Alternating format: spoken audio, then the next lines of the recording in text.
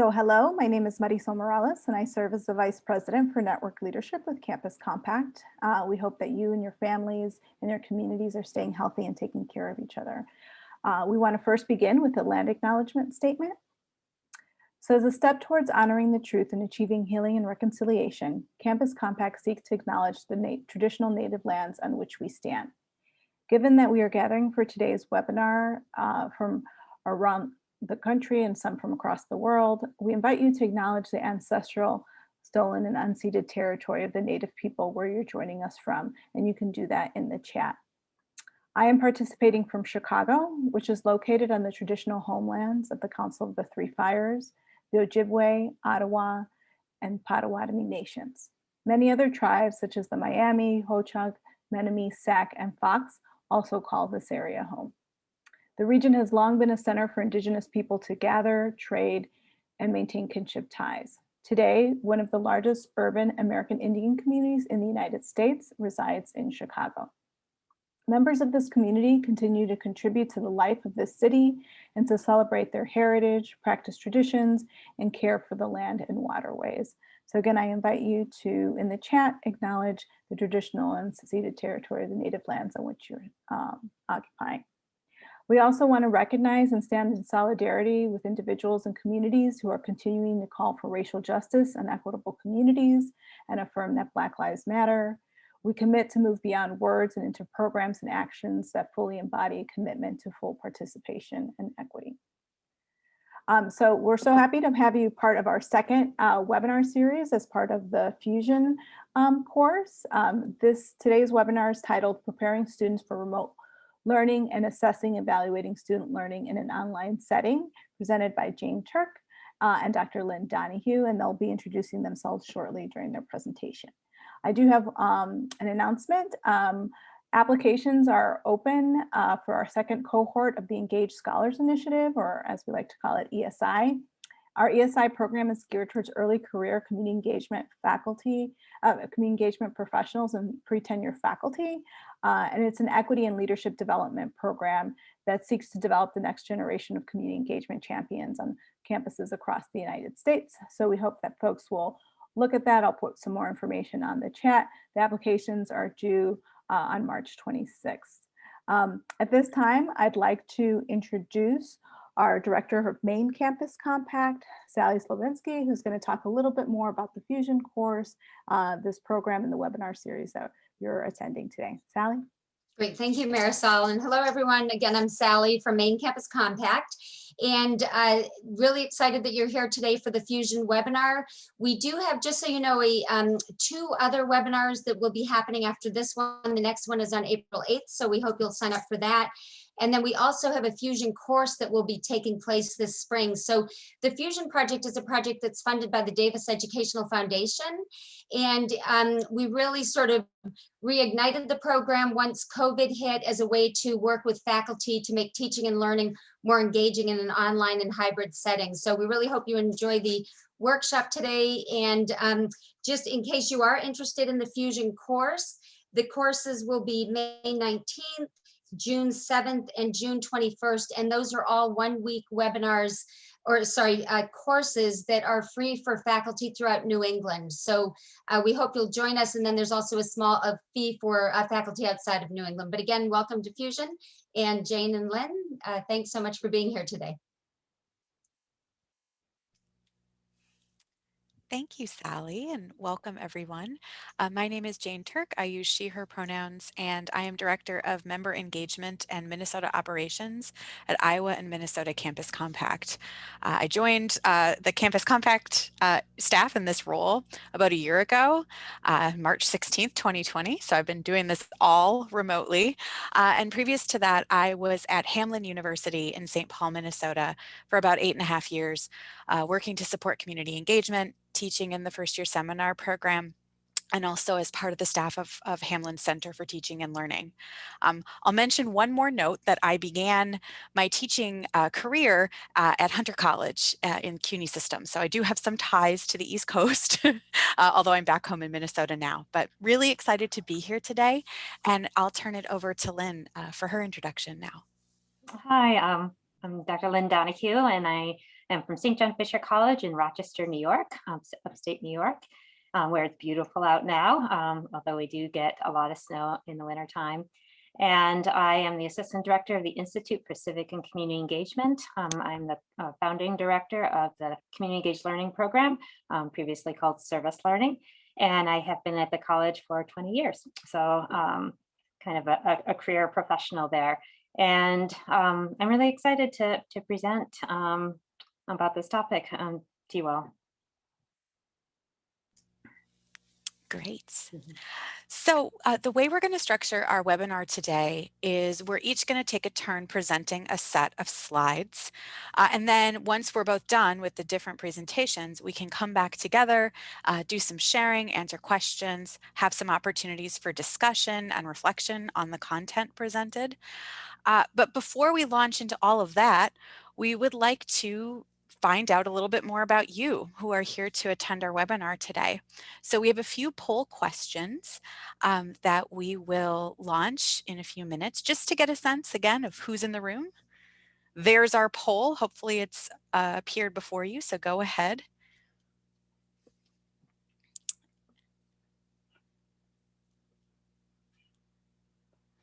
All right.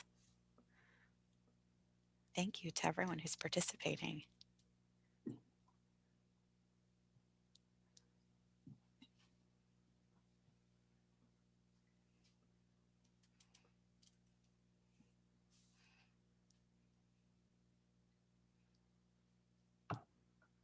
All right, we'll take another few seconds before we close the poll.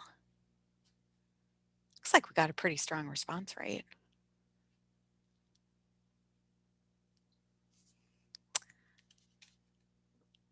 So here we are. So you can get a sense, it looks like we have a mixture of folks in the room, mostly faculty. Hello, welcome. Community engagement professionals and some community partners. And also that there's a range of experience, both with community engaged learning and with remote learning. So hopefully that will also provide for rich opportunities for conversation among everybody. And our hope is that everyone who attends today will be able to take away something new, right, or a different or an enriched understanding of some of the practices you might already engage in. So with that, thanks again for sharing in the poll. I am going to go ahead and start sharing my screen and start the first part of the presentation, which is on preparing students for remote learning.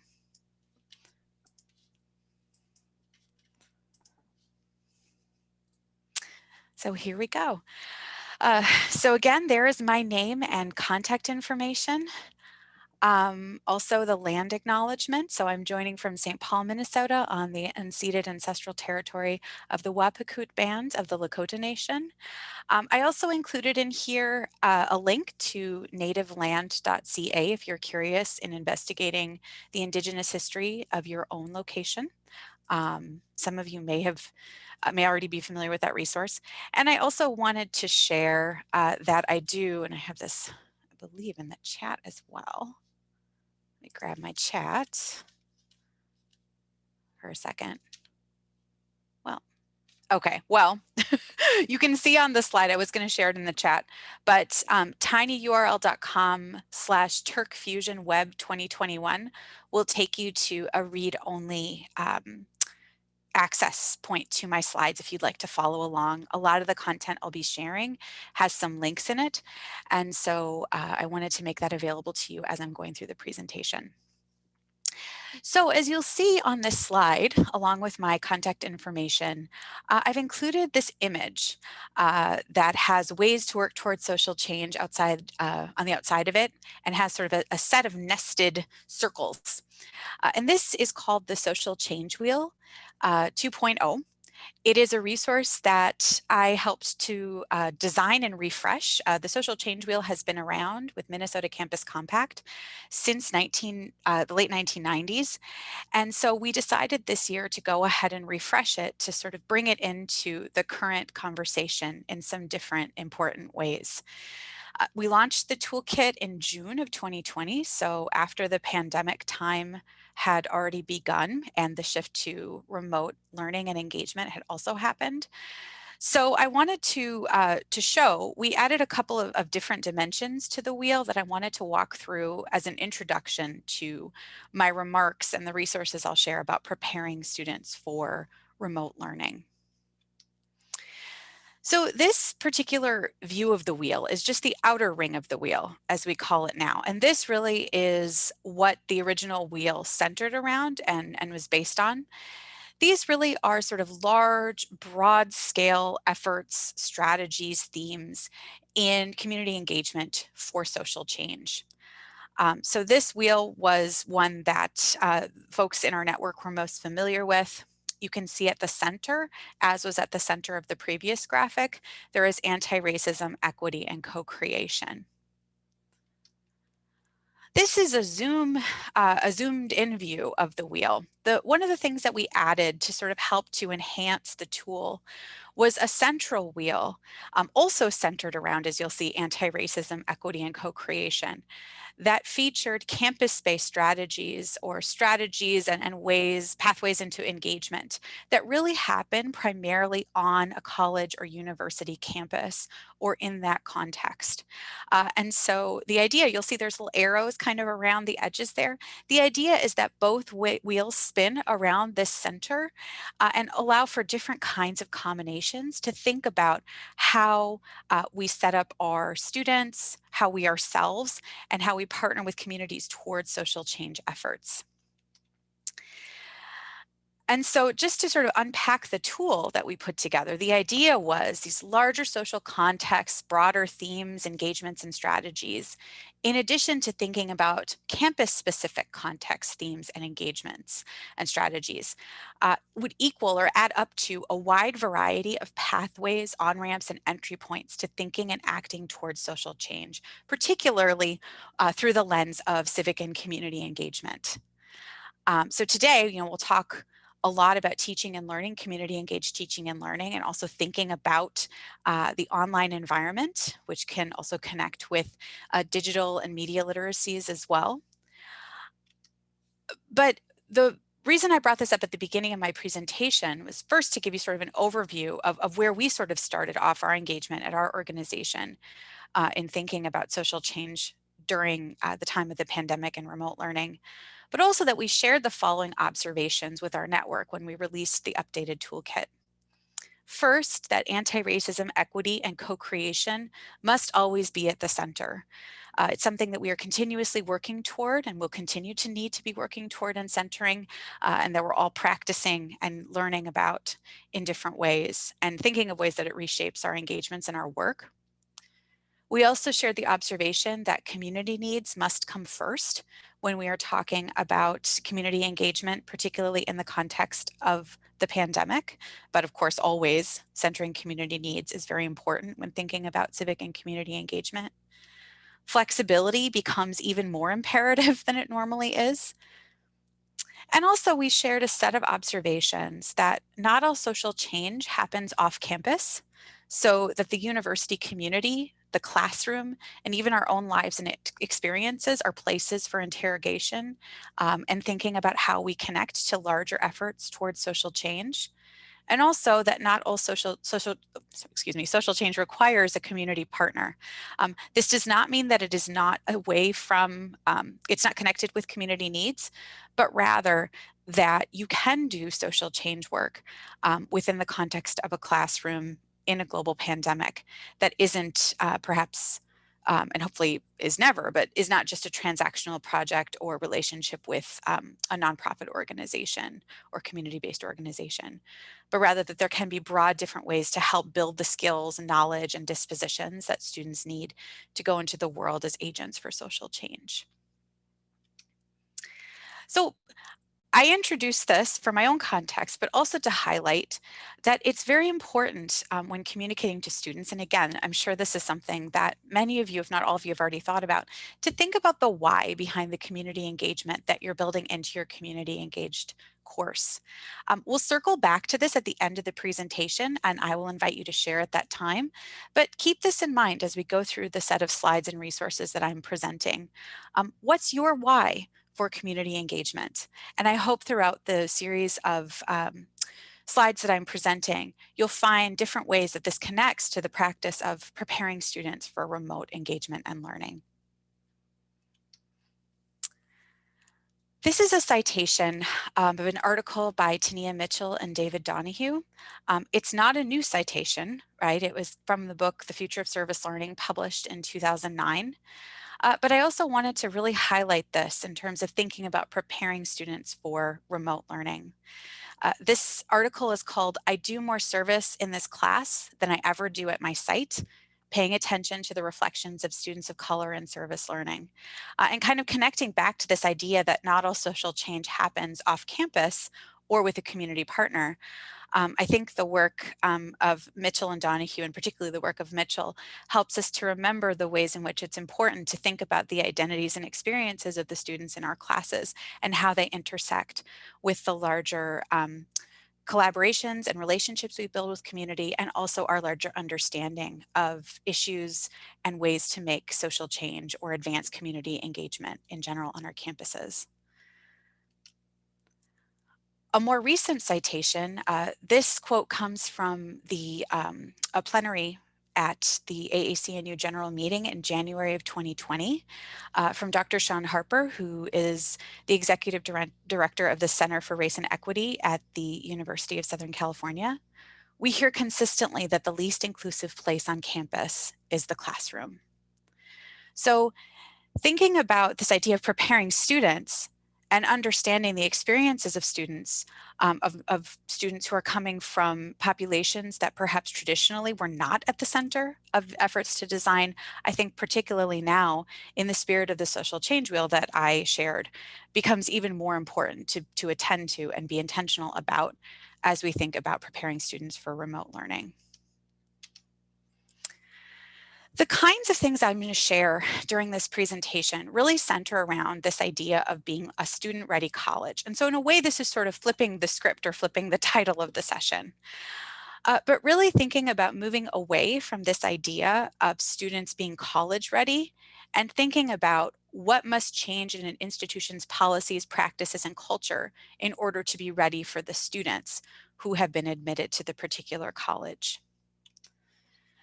So I've indulged in a bit of wordplay here, but really what I would like to invite us all to do and think how we can support in different ways is moving from expecting college-ready students for us, right, for our campus, whoever the us might be, right, expecting the college readiness to take place on the part of the students, and instead to think about how are we preparing ourselves and building a culture and practices that support and embrace students as they arrive. So to that end, I wanted to share some findings from a recent report from Inside Higher Ed called "Bridging the Digital Divide: Lessons from COVID-19.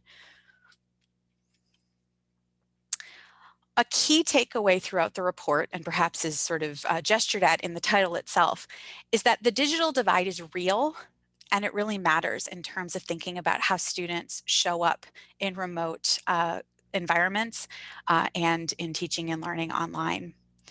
So the digital divide is a concept that maybe you had heard about before. It's not something really that was discussed as much on a broad scale in teaching and learning in higher education before, of course, the shift to so much online and remote learning.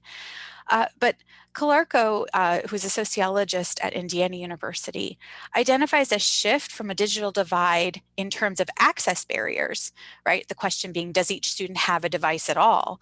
To one around maintenance barriers. Does each student in a particular learning environment have a device that allows for full participation in online learning activities?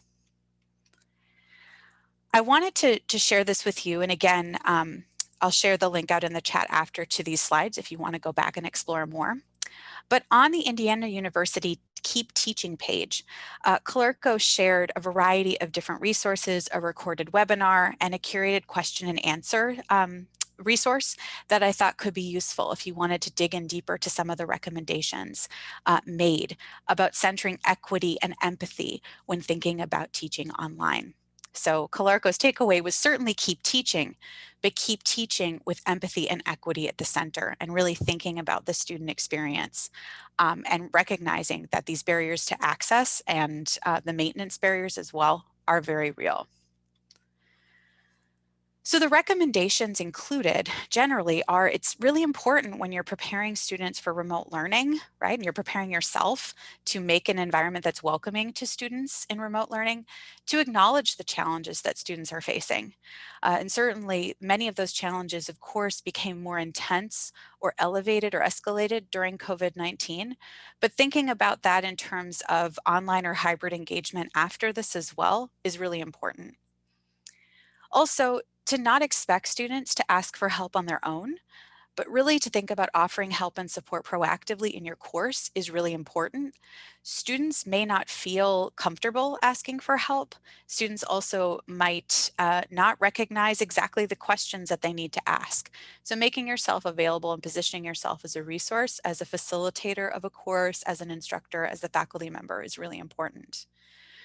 Clerico also recommends to trim assignments and activities that don't really align with that why I started the presentation off with. So get really clear about what the core assignments, the core activities, the core texts are for your course, and really focus on those.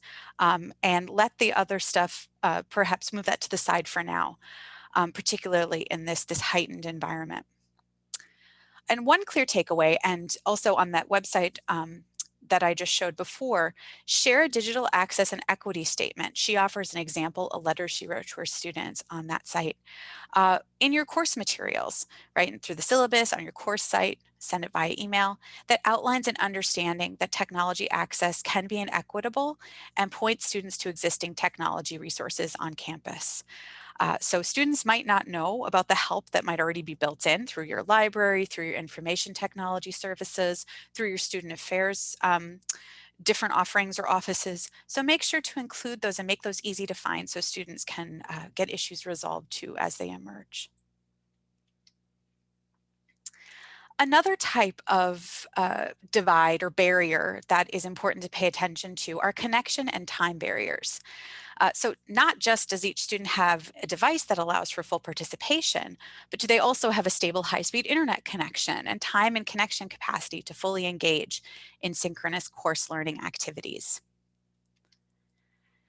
In order to discern this, and perhaps this is something that you've done already, but it's really good practice to survey students. You can interpret that however you'd like to. You can use a Google form, you can use the LMS, you can do it through a one-on-one email exchange.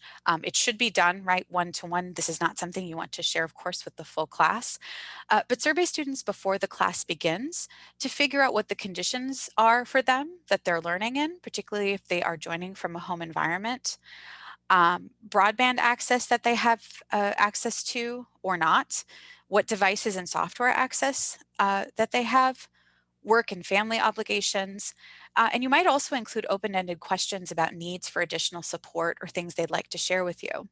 Again, coming back to this observation that students might not immediately ask for help, it's not necessarily so you get all the answers at the beginning, but rather that you're opening up that channel for communication and you're signaling to students that you are there if there's something that they should need, so that they feel comfortable or get more comfortable with the idea of sharing that with you.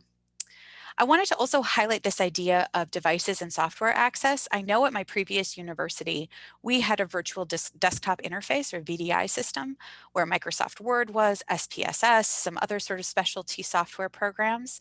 And it was surprising to me how many students didn't know that that was available to them.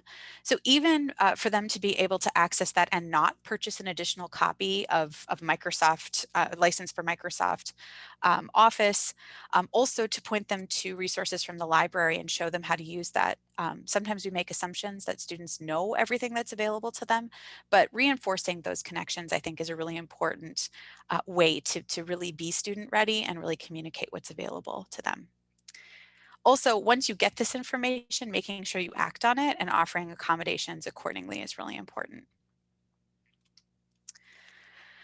So now in terms of takeaways, right, what are actionable things that you can do or build into your course design, your way you facilitate your assignments?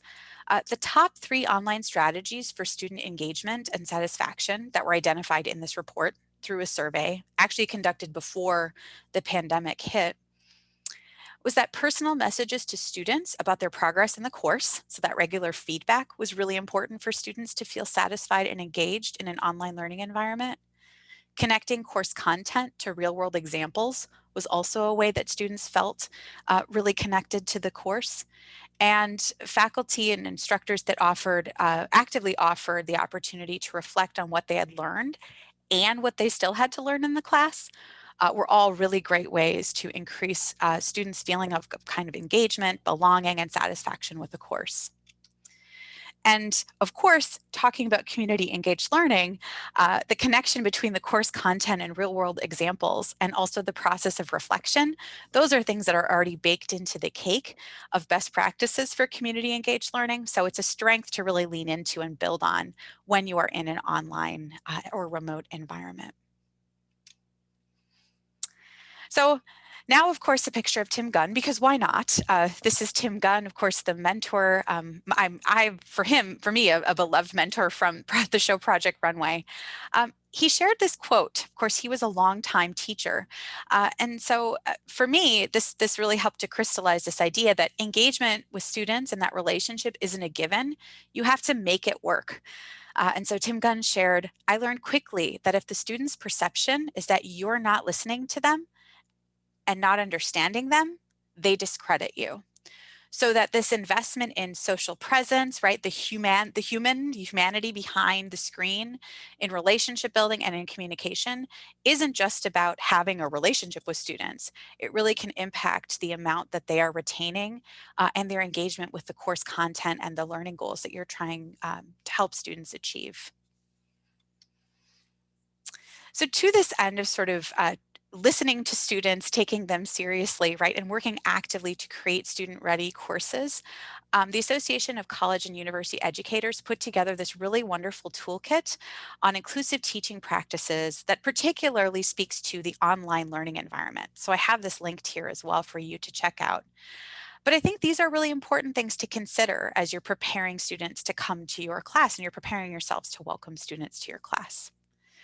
So this text on the slide, of course, if you follow the link, these are all interactive, but thinking of ways that your course reflects a diverse society and world, ensuring that the media included in your course site are accessible, ensuring your syllabus sets the tone for diversity and inclusion, using inclusive language, sharing gender pronouns, learning and using students' preferred names, engaging students in a small group introductions activity. I'll give an example of that in a little bit.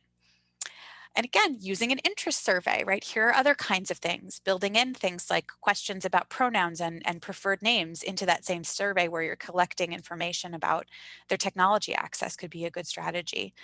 So use the survey to connect with students, offer inclusive ways for students to access you, inclusive office hours, and also set expectations for valuing diverse viewpoints, which we'll also get into in a second. So the different red texts, the different numbers, those link specifically to the resources that have been created for those particular practices. And then the link at the bottom also links you directly to that design practices toolkit. But these are all really important for any class, but particularly in online environments. So I wanted to offer an example in terms of thinking about using technology for doing introductions of students with one another. One technique that I used before that really worked well in my courses face-to-face was sharing the story of a name, right? And this is a way where it could be adapted if you're using Microsoft Teams or Zoom, or you're using Google Meet, or even if you wanted to do it asynchronously through sharing on Flipgrid or using another way to share videos. Give students time in class, if you can, synchronously, or ask students in advance to prepare a 1-minute story about the origin of their name, their first name, their last name, a nickname, to share with other members of the class. As you're facilitating this, model first with a story about your name, and then send students into a round of breakout rooms in dyads or trios for 5 to 7 minutes. Repeat 2 or 3 times. And what I've seen in facilitating groups with these sort of rounds of strategic dyads is it does help to break the ice. And it's a really good thing to try to think about doing this, establishing a practice of giving students an opportunity to interact with other students. It might take a little while for that comfort level to increase, but this can be a way to really help students share a bit about themselves, and also for you, right, too, to get a sense of the different students who are in your room. So after you've done this exercise, you might bring them back to a large group and ask folks to debrief, or in an office hour meeting or another kind of meeting, you might ask, students if they'd be willing to share with you what they shared with other students. In terms of thinking about building in respectful dialogue and setting the stage for respectful interactions with one another, I find, I know probably many of you have done constructed ground rules or community agreements or norms for the classroom. And I found that the Circle of Trust Touchstones from Parker Palmer's Center for Courage and Renewal offers some nice touchstones rules that folks can think about that can be a really great model to share, even as you invite students or you yourself are trying to structure agreements for your own class. So I wanted to share a few that particularly stand out to me as helpful. The first is to think about, particularly in an online environment, how will welcome, right, be given and received. So this idea that people learn best in spaces that welcome them is, I think, a way that you can kind of help bring to the fore this conversation about how do I feel welcome the most? How do you feel welcomed? And how can we help to create those conditions, particularly when we can't see each other in real space across from one another. So what welcome looks like in a digital environment versus in face-to-face might be a bit different for students. Also emphasizing the importance of learning to respond to others with honest, open questions in learning environments, I think is very important, and what that's going to look like in the digital space of your class. Are you going to engage with chat?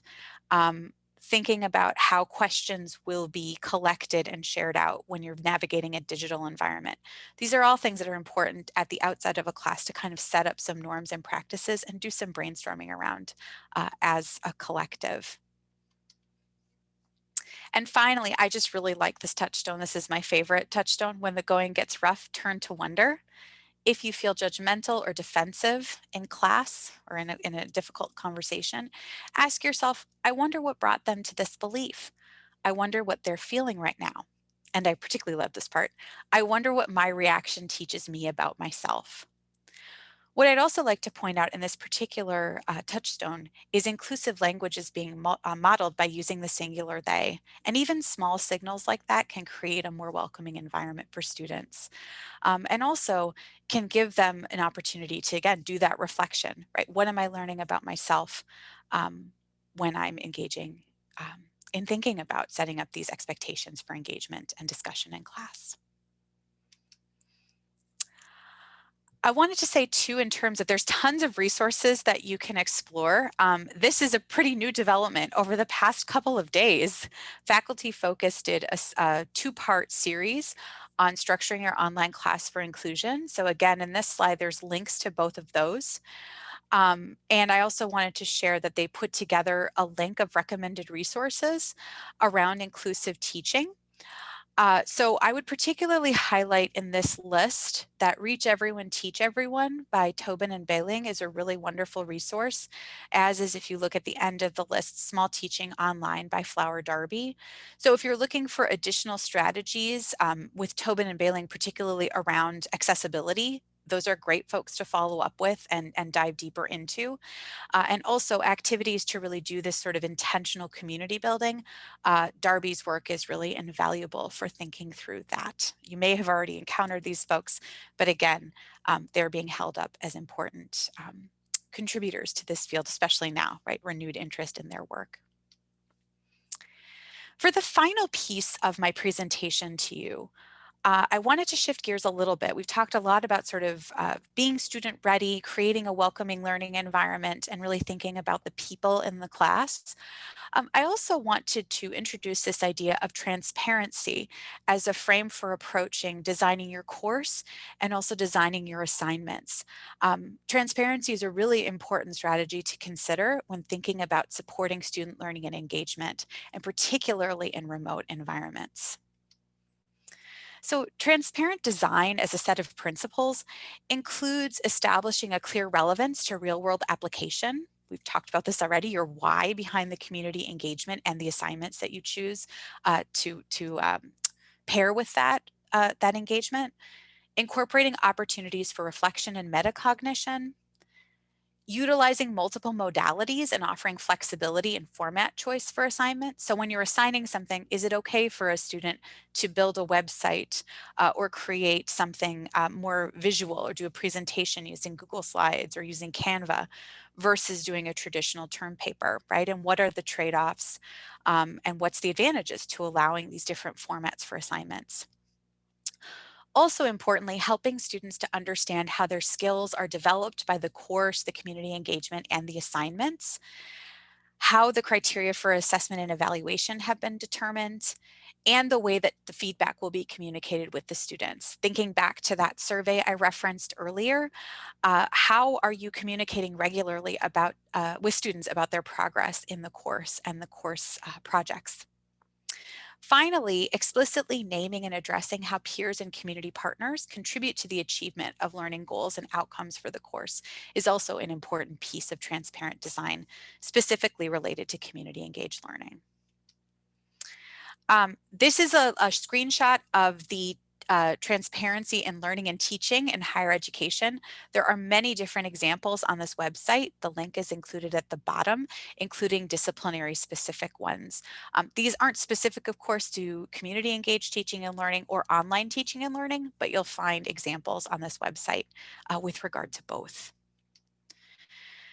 So again, bringing faculty focus back into in the picture here, in May of 2020, there was a piece shared, a renewed case for student success using transparency in assignment design when teaching remotely. And in this piece, really the upshot of it was that because of the kinds of barriers we've discussed earlier in the presentation, it's even more important to be intentional and clear and transparent in the design of the assignments and activities in your class, because students might be facing additional challenges and barriers like job loss, lack of access to childcare, food insecurity, sickness, or emotional stress. And again, it's unclear whether or not those conditions will abate. So yes, this was a particularly important during the early stages of the pandemic, but these are things that are enduring and important to pay attention to. And being clearer in your own assignment design can help students to navigate their schoolwork more easily. So what I've done in these next few slides is really to break down the core of transparent assignment design is to focus really intentionally on the purpose, task, and criteria for any given project or assignment. And so I've really wanted to kind of help us think particularly around community engaged teaching and learning in an online environment. I wanted to introduce these with that in mind. So in terms of the purpose of the community engaged learning project, engagement, partnership, whatever it looks like in your class and in your online class, you want to communicate how the knowledge that students will be and skills that they will gain from participating in community engaged learning will be valuable to the students. So what will they gain? What knowledge will they gain? How does that knowledge relate to other topics or courses in your course or in other courses? And how does the knowledge connect to and have relevancy for for students in their lives beyond the course or beyond college? You can ask the same kinds of questions for the skills, right? Very similar. This idea of what skills are they learning and practicing? How are those skills relating to other course content? And how will the skills translate or transfer beyond the course and beyond college? With the task, it's really important to communicate clearly the steps that students will need to take in order to participate in the community engaged learning, however that configuration looks in your course. Do you have those steps laid out, right? Are they clear to you and clear to the students? What are some of the pitfalls or challenges up front that students might encounter?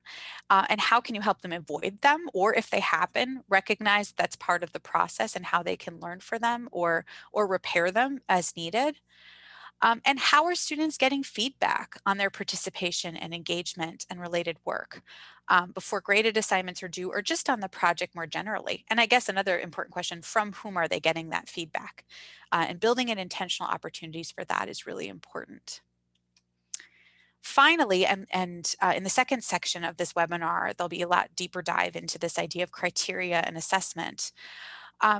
Be sure that you're sharing the criteria for evaluation and assessment with the students in advance, right?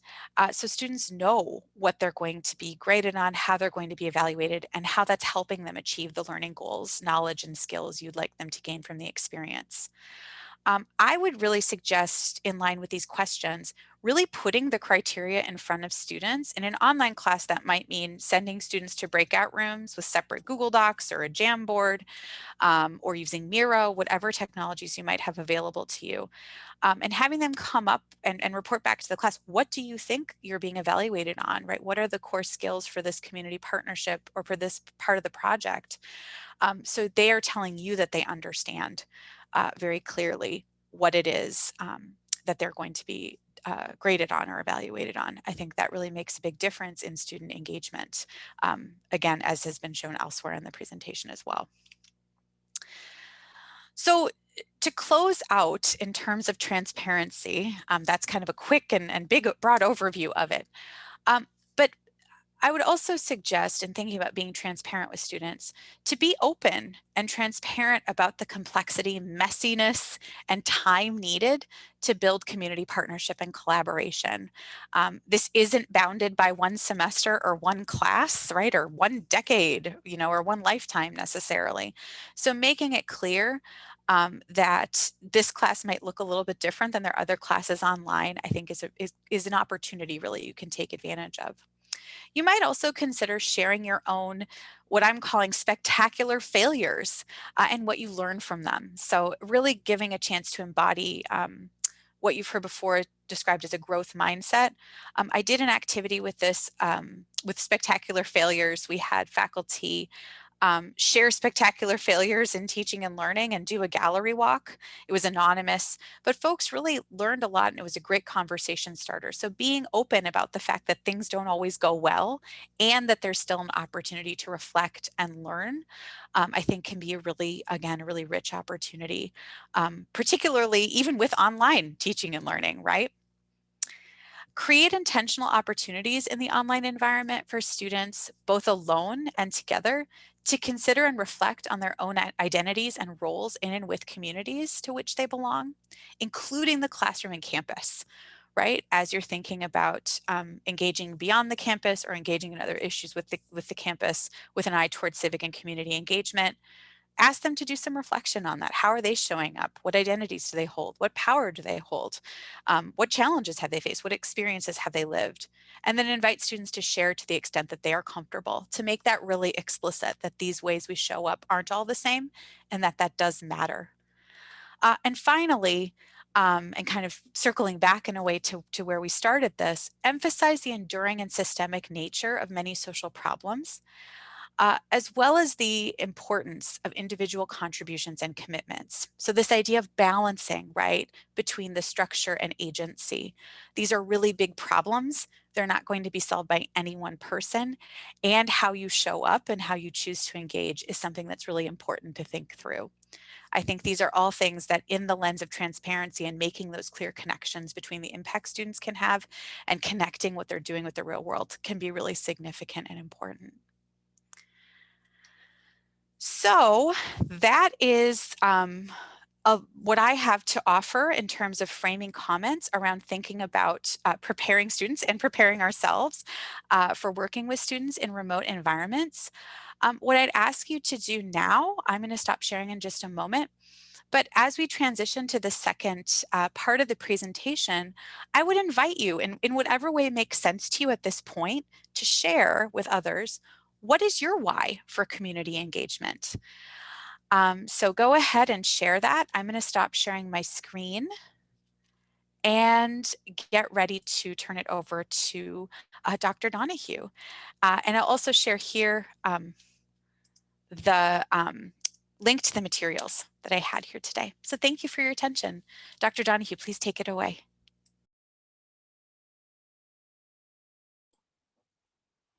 Thank you very much. So I am going to be presenting about assessing community engaged learning in an online setting. And before I do so, I wanted to tell you a little bit of my story from this year at St. John Fisher College during COVID. So St. John Fisher is a small liberal arts college in Rochester, New York. You have 5 schools. And this year we have been open. Students were on site for half of the fall semester and then had to be sent home, continuing online, and then brought back for the spring semester, and they're still here. So all is going well. About 3/4 of the classes have been online. On site, with students given the option of online participation. So imagine professors standing in a classroom, students in front of him or her, the online students at a computer, and broadcast on the screen behind them. So a lot of flexibility and adaptability there. Community engaged learning was moved to online only. And so students were not allowed to be in the community. At our college, we had some clinicals that were allowed, nursing and pharmacy and teaching were allowed to be on site, but not CEL. And so as a result of that, and a lot of the challenges, we ended up having to cancel about half of our components for the fall semester, also because of closure at agencies. But we resumed almost full participation this spring semester. So we have about 20 to 25 community engaged learning courses. And we use both capacity building and direct service client support. So capacity building meaning behind the scenes creation of a product that adds value to the organization. Direct service client support is working one-on-one with individuals. So those were done online through Zoom is what we were provided. And so one of the things I wanted to mention was that a lot of what we have done in the past were able to be continue. It wasn't without bumps in the road. It wasn't completely seamless, but the way we've structured our capacity building work with community engagement really was the same. And so we didn't suffer going to virtual settings in terms of being able to still connect with community partners and students still being able to create the products and do the community partner to meet the learning goal needs of the students as well as the goals in the community for reciprocal benefit. And the meaningful implementation is about that assignment and reflection that links the two together, which is also very necessary. Reciprocity and equity and co-creation that Jane mentioned are also essential to the work that we do. And I think really helped us to maintain our best practices regardless of COVID. And so what I'm going to focus mostly on in my presentation is about these 4 processes and principles. We're going to talk about learning goals, learning outcomes, learning strategies, and learning assessment methods. I'm also going to talk about a cycle where you start with the learning goals and outcomes, develop and select measures for assessment, create experiences leading to those outcomes, and then using assessment results to improve learning. And so in terms of some definitions, the learning goals describe what you want the students to know and be able to do as a result of the community engaged learning work. The learning outcomes describes what a successful learner is able to do as the end of the experience. So it describes the measurable and observable attributes. Strategies is, in this case, that we're talking about the community engaged learning project and the work itself that enables students to accomplish the goals. And then the learning assessment methods is an academic assignment. Now that academic grade assignment may be the project itself and the product that results, but it also may be other assignments that measure learning. And so in terms of measurement and grading, I always suggest in my faculty development work with faculty is to not grade for time on task, and to not grade for the work, but only to grade for the learning that happens. So these principles are the same for virtual and non-virtual CEL. So I'm going to talk about virtual, but these principles are really the same for both. So to hone in on community engaged learning goals, it again describes what you want the students to know and be able to do as a result of this work. And so here are 3 categories. And there's others, but these 3 I think are the most common type of learning goals related to community engaged learning. So the first is course-specific academic learning. So these goals describe the disciplinary theories and course concepts that can be learned as a result of your community engaged learning work, and also that can be then successfully applied to meet the goals of the community that have been identified. So an example, the students will become aware of the effects of poverty on people. That's a general goal as a result of this particular CEL project. Second category is civic and community engagement. And so the graph is assessment, is the academic assignment, measures how well the students accomplish the goals and what they still need to learn. So assessment is certainly, you think about grades and numbers, measuring how much the goals were achieved and how much was learned. But it also really informs students on what they still need to learn. It provides feedback. So in that line, formative as well as summative. So formative is those assignments and activities that are used for grading that evaluate how the individual learner or class as a whole is learning the material throughout the course. Not to say that some of this is ungraded, of course, through just activities in the class can do the same thing.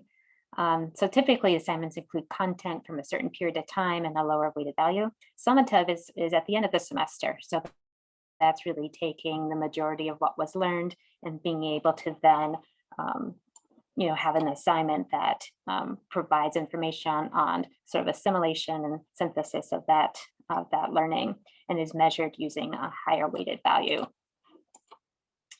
Okay, so here's an example for community engaged learning. And this is another example that was done online through Junior Achievement. So I don't know if you're familiar with this national financial literacy program. We have a strong local chapter, and they provide financial literacy to kids and families.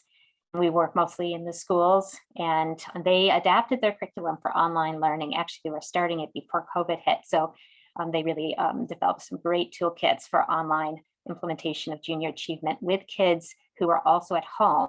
So all of our schools went hybrid or remote, except for some private schools this year. And so we were tapping into Zoom links that the teacher provided, and the students were then running this curriculum.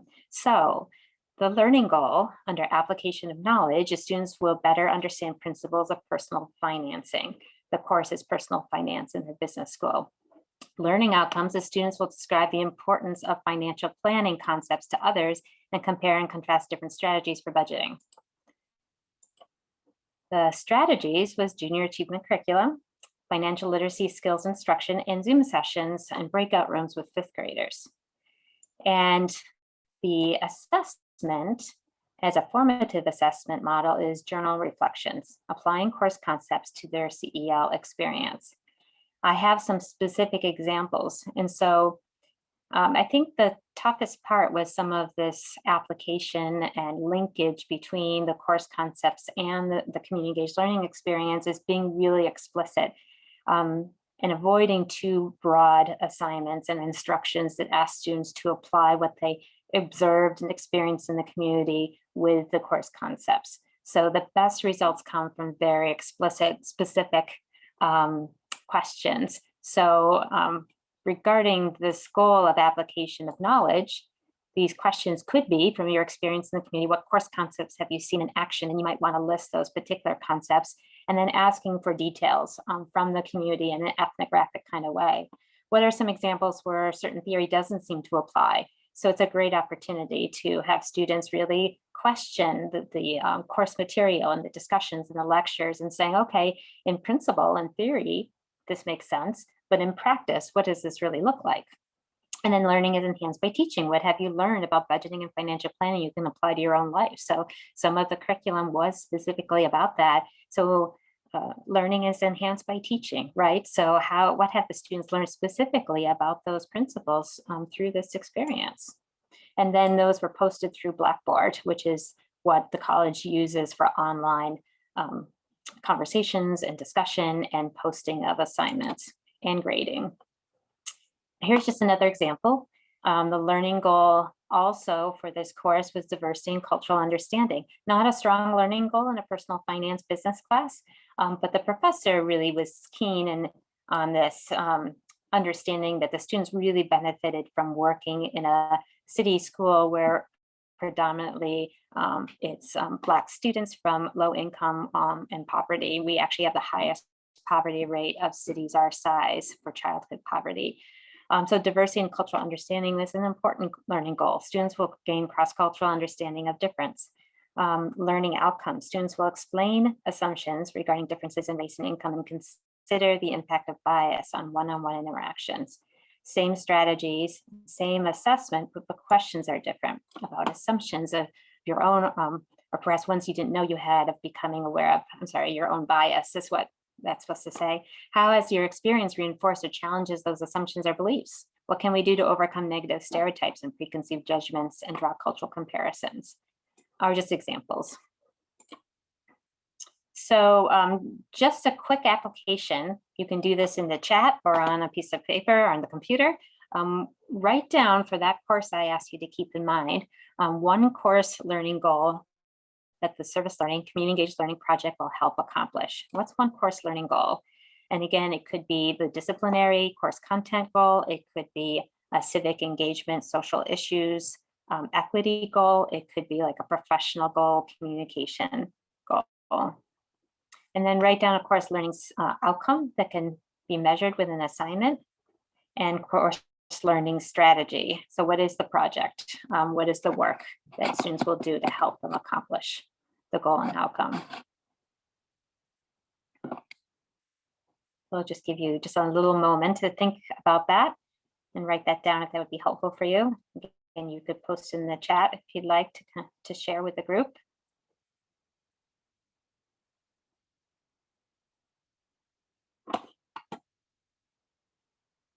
And then I'd like to go back to that at the end of the presentation.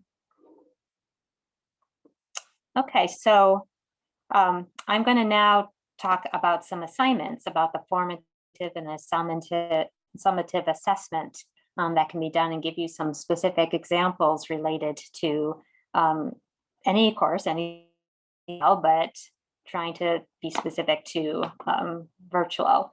And so Jane referenced the what, so what, now what in one of her slides. And I think this is a really effective tool that can be used in lots of different ways. It's really helpful to have students really understand and reflect on both what happened, the interpretation, and the context. So the first piece, students do really well with describing what happened. Sometimes students do too well on that and they focus on what happened and not as much on the analysis.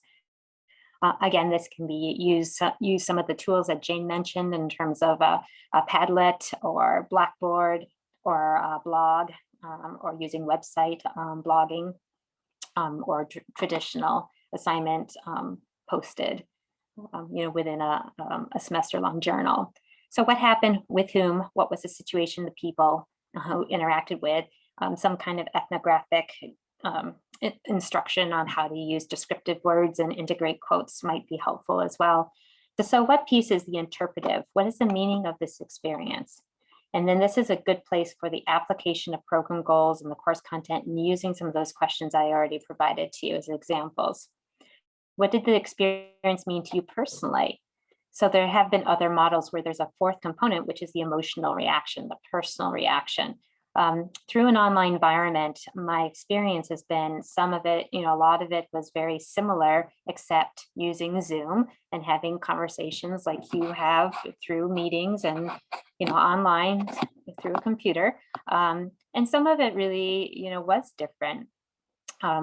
when we had students working with seniors at a residence. Right now, there's a COVID discussion group with a group of seniors and students in a philosophy of education class. And we were talking, the professor and I, about that, about what's happening and what is that sort of personal experience of students and how are they applying understanding of philosophy of teaching and learning to it. And so we realized that even though they were engaging really well, there was that missing piece of not being in person. And so like Jane was referencing, how can you bring in the human experience into that? And so what are ways to build the relationship at the beginning? How can we touch base with students' experiences and those personal reactions of forming relationships online and not ignoring that piece of it?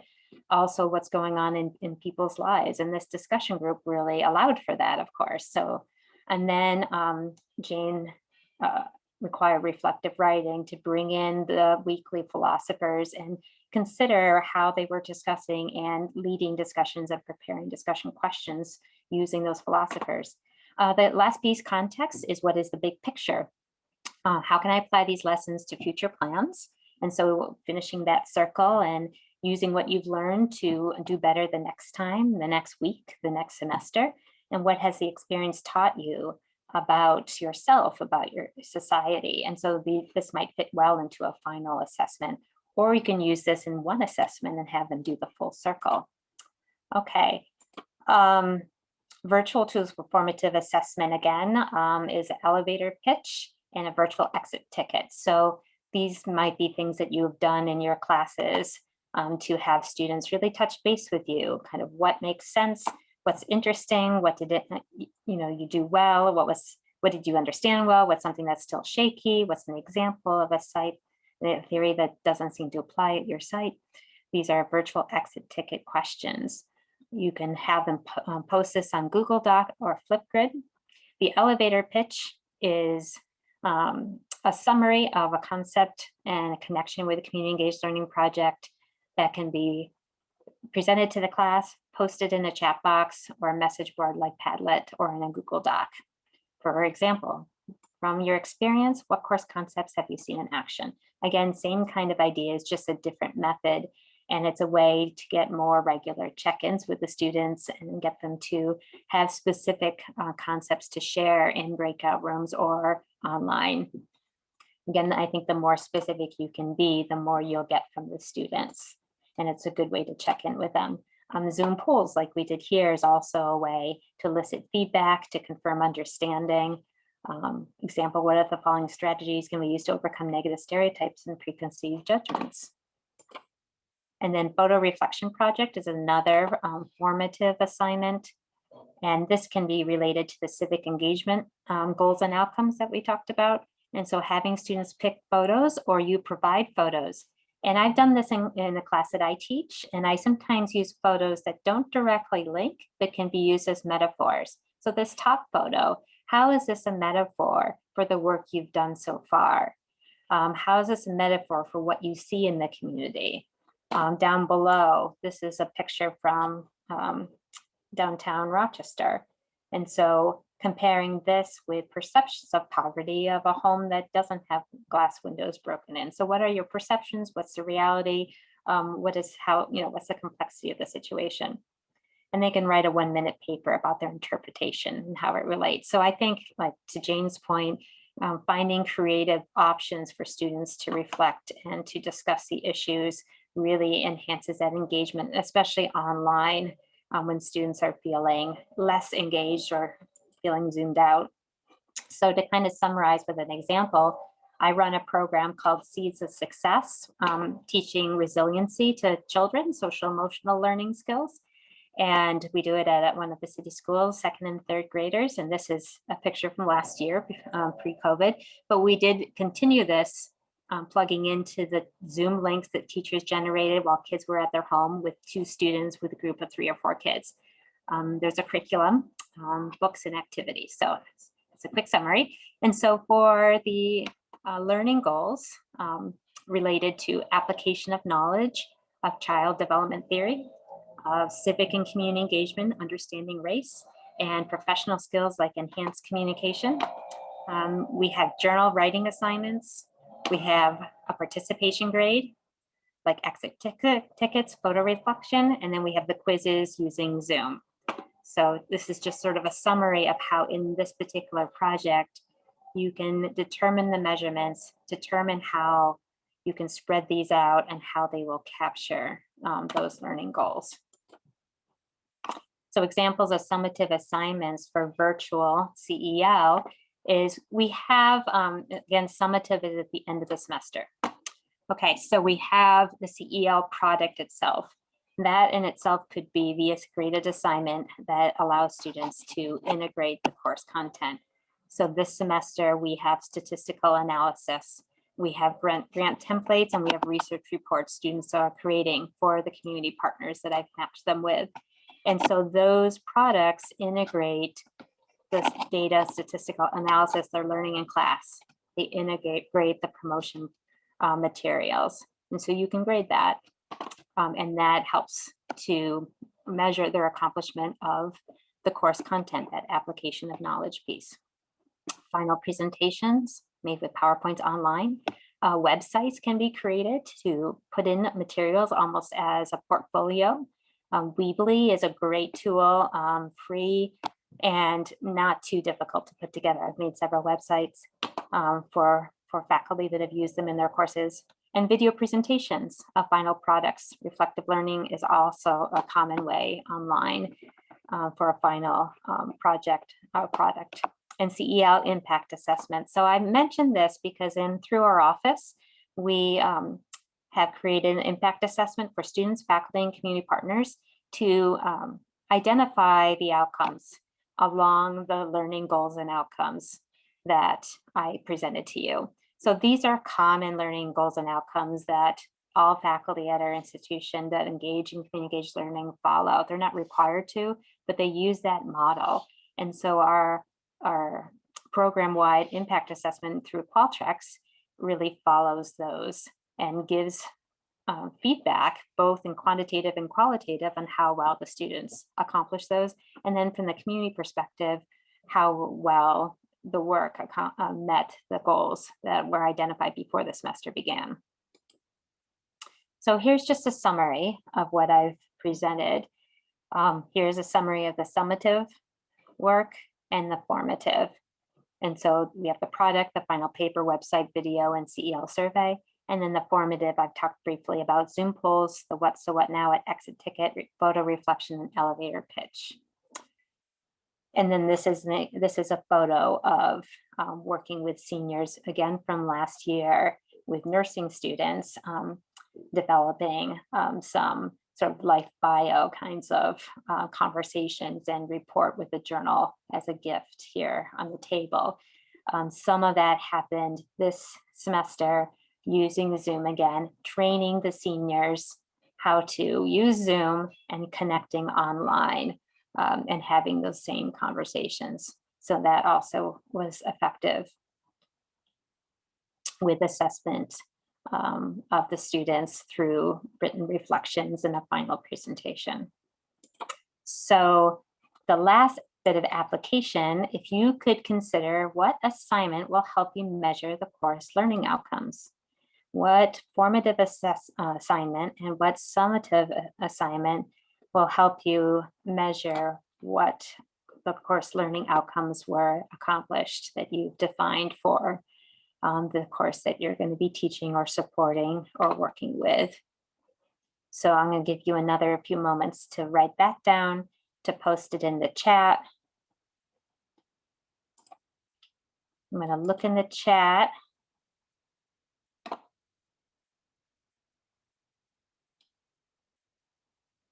And I see a few comments here.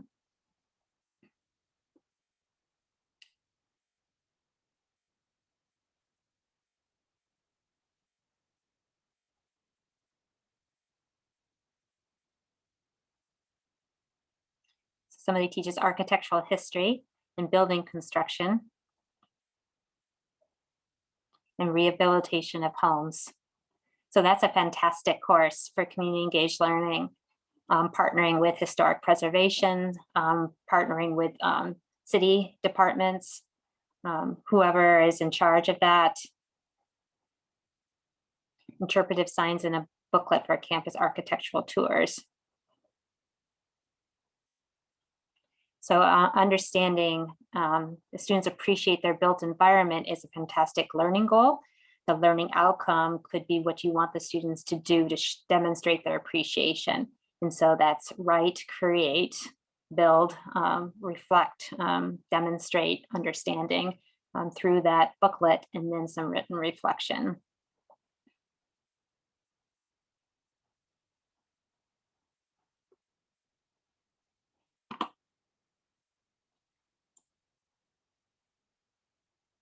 And so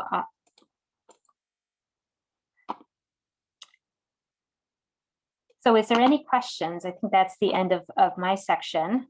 It's 4:15, and I have here a link just to remind you, and I'm gonna see if I can put that in the chat.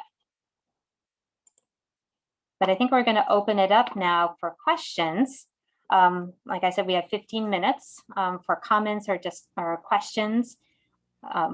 If you have a particular course you wanted to run by, how both to apply a lot of the principles that Jane mentioned of creating a culture and responsive, equitable environment for students in the classroom, and then thinking about your course learning goals and outcomes and work and assessment for that. I know too from my participation with faculty that it can feel confusing to differentiate the difference between a goal and an outcome, and how to measure that, and how to be specific to students about what your criteria is. What I didn't share, and I could share separately because I do have examples, is some specific rubrics that are really good for sharing the specific criteria that you're looking for. So for an example, for a presentation, you can create a rubric of all the different elements, both the verbal presentation, the content of the presentation, and the community engaged learning component that's highlighted, as well as integration of course concepts. And each of those can be given a value, and from beginning level to more advanced level. And especially if there's multiple presentations, you can expect students to have exceeded, and those will give students a sense of what you want them to have learned and accomplished, and then it gives you a tool for you to grade. So I have here a question. What are the major difficulties that you have encountered when moving online? I'll answer that because I work in a college and have very specific examples, but Jane, you might have some thoughts about that too. I think we had lots of challenges. So moving online in terms of the college, all moving online, that happened very quickly because our numbers went from small to large very quickly. It was uncertain exactly how, but there was some theories regarding residents and parties. But in any case, it moved super quickly. And so the students were asked within a couple days that this might happen, and then given, just a day or two to leave. And so I think there was a lot of personal stress for faculty who had been given instruction on how to go fully online and had prepared their courses, but right at that moment to have to go online and have students get home. Most of them are within a 100-mile radius, but there were a fair number in New York City that had to figure out how to get home. Some had to be quarantined because of health issues of their family and couldn't go home right away. And then being able to still participate fully in the academic course. We had a CEL project with the seniors, and there was a couple students missing that day because they were, in the middle of moving home and having to pack up all their stuff by 5 o'clock, that evening. There was more time last spring because I think the college closed for 2 weeks to have faculty prepare their courses, but that's when it was so new for everybody.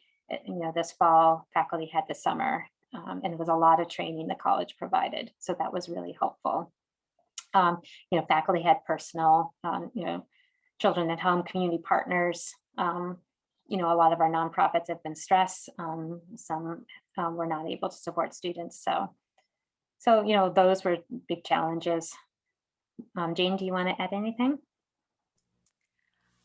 No, I think those are challenges I think that were echoed some of the things that our member campuses dealt with, and from my previous context with online learning. I know there's also a question here on including the impact on the community partner in the assessment process for the overall class. So that could be another thing. I know that that's always a challenge, and sometimes, and online I think might even make more challenges emerge. I know for at my previous institution too, including community partners in the systems we had on campus was a challenge that was ongoing that folks had to negotiate. So I'd be curious. I'm sure that folks would love to hear your thoughts on that question. Yeah. And so we include community partners in the project from the very beginning. We don't develop any projects without the community partners in the room, virtually or around a table. We might have ideas from the course, and I always know the course goals, but we always make sure we can include the community partner.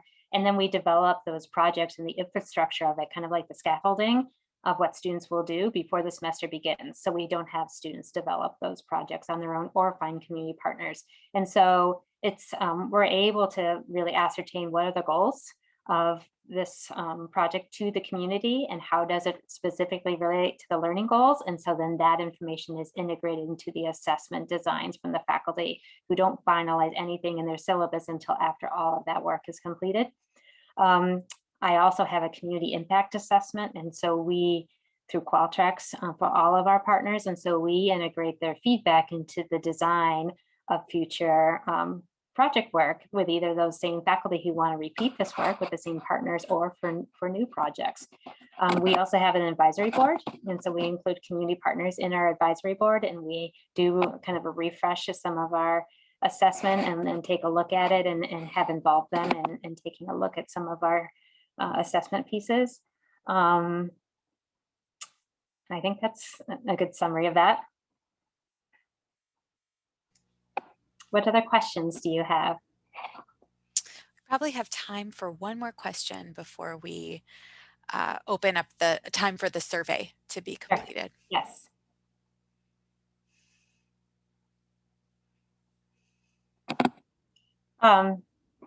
If anybody would like to put in the chat one key takeaway from this that they'll be applying, that would be really helpful. And that's something you can include on the survey as well.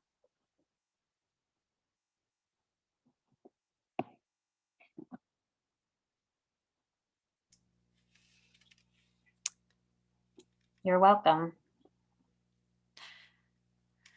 So I'll share the link to the survey has been, oh, great. Good to see some of these, thinking more about racial equity and social justice implications of course content. That's great to know. I'll go ahead and share. Oh, good. And spectacular failures stuck. That's great. Yeah, it's kind of fun, right? To admit when things don't go right. I'll share the link one more time to the post-session survey link. And again, Sally from Maine Campus Compact shared the link to register for the remaining Fusion webinars. So maybe I'll boost that in the chat as well.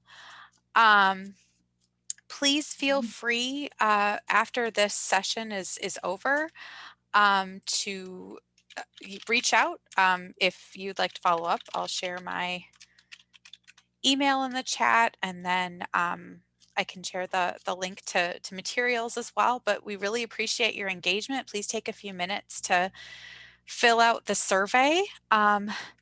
Sally, I don't know if you have any additional parting words or thank yous to offer before we stop recording, but Sure. I think just to thank you to everyone for participating today. We really appreciate you being here. And thank you, Lynn and Jane, for your expertise and your willingness to share with all of us. So we really appreciate that. And we hope to see you all at either the Fusion course. We will be sending out information about the registration for that probably in early April. But in the meantime, we do still have 2 other webinars that are happening in the next couple of weeks. So we hope you'll check those out as well. So thank you so much.